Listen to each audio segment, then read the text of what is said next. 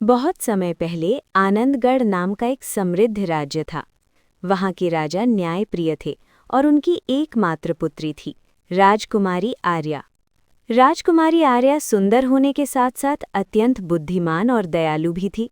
उसे महलों की चमक दमक से अधिक प्रजा की भलाई की चिंता रहती थी।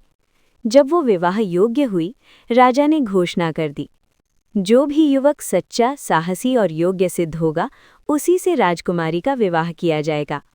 देश विदेश से राजकुमार, सेनापति और धनी व्यापारी अपने वैभव के साथ दरबार में आने लगे, लेकिन राजकुमारी के मन को कोई नहीं भाया।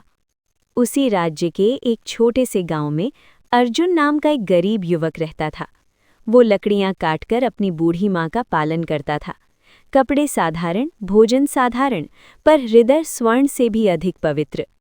एक दिन उसने सुना कि राजकुमारी के स्वयंवर की घोषणा हुई है। गांव वाले हंस पड़े। अरे अर्जुन, वहां राजा महाराजा आएंगे, तू क्या करेगा?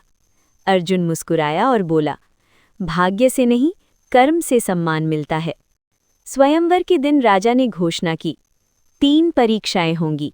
1 बुद्धि की परीक्षा, 2 साहस की परीक्षा, 3 करुणा की परीक्षा।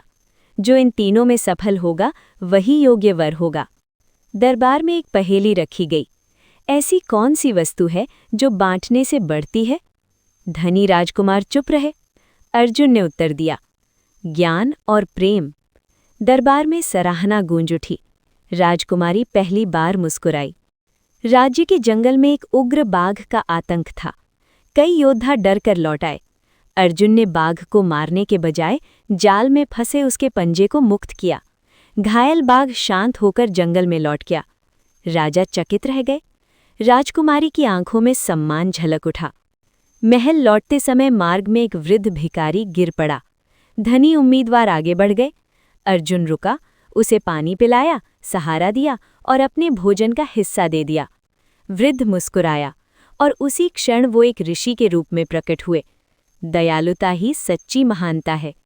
दरबार में राजा ने घोषणा की, धन से नहीं, गुणों से महानता सिद्ध होती है। अर्जुन ही सबसे योग्य है। दरबार में हलचल मच गई। राजकुमारी आगे बढ़ी और बोली, मैं उसी से विवाह करूंगी जो प्रजा से प्रेम करता है। उसने अर्जुन के गले में वरमाला डाल दी। राजमहल में भव्य विवाह हुआ। गरीब युवक अब राजकुमार बन गया, लेकिन उसने अपनी सादगी नहीं छोड़ी। उसने किसानों का कर कम किया, गरीबों के लिए भोजन व्यवस्था की और राज्य को समृद्ध बना दिया।